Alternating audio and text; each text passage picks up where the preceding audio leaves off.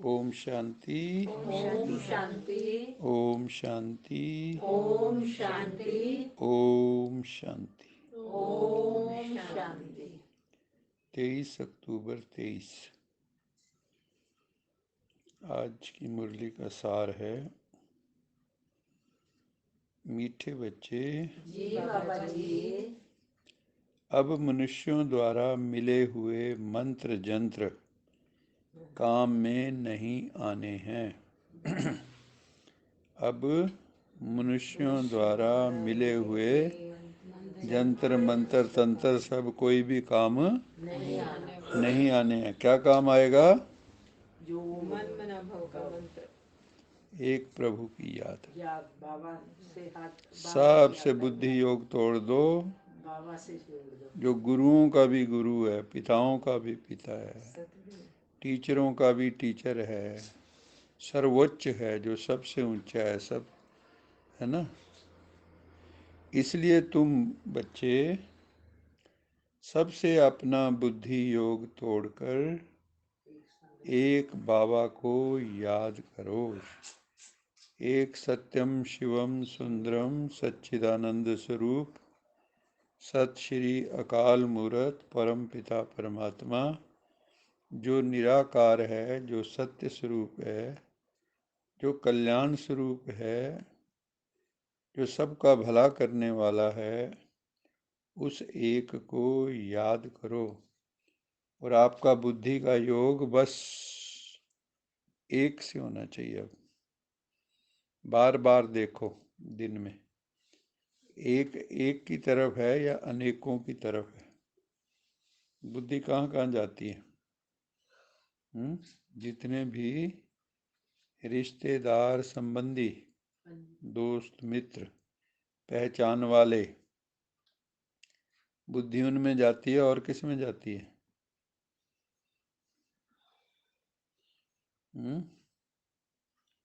वस्तुओं में, वैभवों में, पदार्थों में, इंद्रियों के भोगों में बुद्धि जाती नहीं जाती? तो बाबा कहता है कि मीठे बच्चे, अब मनुष्यों द्वारा जो अभी तक लोग जो कर रहे थे ना, यंत्र मंत्र तंत्र, कई प्रकार के मंत्र हैं। कोई मारण का है, कोई मोहन का है, कोई उच्चाटन का है, कोई वशीकरण का है। कई तरह के मंत्र होते हैं, क्षेत्र के। जैसे कोई बच्चा, मान लो किसी को ईर्ष्या है, तो क्या करते हैं, दूसरे वाले उच्चाटन क्रिया करवा देते हैं, तो उसका मन उचाट हो जाता है। तो माँ बाप कहते हैं पहले तो बहुत बढ़िया पढ़ता था, ये अचानक इसको क्या हो गया? उसका किताब देखने को मन भी नहीं करेगा। और कई वशीकरण जो है चलाते हैं वश में करने के लिए। तो उसका मंत्र जाप करते हैं, सिद्धियां करते हैं दूसरों को वश में करने के लिए।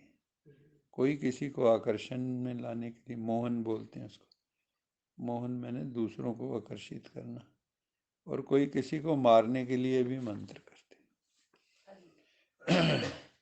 पहले मुंठे चलाते थे ना लोग। तो बाबा ने कहा अब ये सब कुछ भी काम नहीं आना है। काम कौन आएगा? द्रौपदी के काम कौन आया? कृष्ण जी। बस एक भगवान। अब अंत में कौन आपका साथ देगा? सिर्फ भगवान। सिर्फ भगवान। कोई गुरु गोसाई नहीं मदद नहीं कर पाएंगे, क्योंकि वो भी धर्म संकट में होंगे। है वैसे भी वो भी तो। और वो भी धर्म संकट में होंगे, है ना। सोचो, थोड़ी देर के लिए कल्पना करो कि मान लो कोई सत्संग चल रहा है और एकदम भूकंप आ जाता है, तो जैसे दूसरे जाते हैं ऐसे उनको भी जाना पड़ता है। सिर्फ ये है कि उनकी अवस्था ऊंची है, हाँ जी। तो उनकी ऊंची गति होगी, और जिनकी अवस्था नीची है उनकी निम्न गति होगी। जाना उसी ग्रुप में ही है। जाना तो है। जैसे हम बैठे हैं सब, है ना सर। हाँ, मान लो शरीर हमने सब ने छोड़ा, तो क्या सबकी एक गति होगी? नहीं, अपने कर्मों के पुरुषार्थ और कर्मों के। आपका पुरुषार्थ, आपके कर्म, आपकी प्रारब्ध, है ना। आपके लिए जो लोगों ने आशीर्वाद दिए, जो दुआएं दी, वो काम आती। इसमें आपके काम क्या आता है? इस दुनिया में सबसे ज़्यादा काम आने वाली कौन सी चीज़ है? दुआएं। बाबा कहता है दुआएं दो और दुआएं लो। ये स्लोगन हमारा ब्राह्मणों का होना चाहिए हर वक्त। कोई भी मिले उसको दुआएं दो, कैसी भी आत्मा, कैसा भी दुष्ट। इसलिए दिखाते हैं शास्त्रों में कि अगर राम रावण को भी मार रहा है तो उसकी भी सदगति कर रहा है, ऐसा नहीं?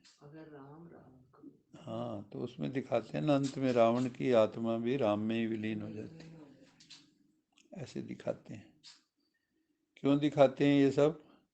क्योंकि भगवान अगर किसी को वहाँ पे पहले, वहाँ तो चलो और ढंग से दिखाया, भगवान किसी को पहली बात तो ऐसे मारता नहीं है। क्योंकि अगर भगवान को मान लो किसी को मारना हो, अगर भगवान, अगर हम कहते हैं सर्वशक्तिमान, तो उसका हार्ट फेल कर दे। उसको रावण का हार्ट फेल नहीं कर सकता था, तीर जरूर चलाने। अब वो जैसे श्री कृष्ण वहाँ दिखाते महाभारत में, तो वहाँ पे वो क्या दुर्योधन का वो हार्ट फेल नहीं कर सकता था? अगर भगवान है, सर्वशक्तिवान है, लेकिन वो नहीं, वो कहता है अपने कर्म की प्रारब्ध भुगतो भाई सब। अगर आपने दुष्टता के कर्म करने हैं करो, और जिसने अच्छे कर्म करने हैं वो करो। यहाँ आप पूर्णतया स्वतंत्र हो। कर्मणायवर अधिकारस्ते मां फलेषु कदाचन। कर्म पे आपका पूरा अधिकार है, कोई आपको दखल नहीं देगा, भगवान भी दखल नहीं देगा आपको। आपको जैसा आप कर्म करना चाहें, उल्टा सुल्टा। आप देखो दुनिया में क्या क्या कर्म हो रहे हैं, है ना? कोई अकल मारी गई है सबकी, बुद्धि भ्रष्ट हो चुकी। तो बाबा क्या कहते हैं कि इसलिए अपने को एक अंत में एक परमात्मा को याद करो, एक शिव को याद करो। बाकी तुम्हारे कोई भी काम आने नहीं है।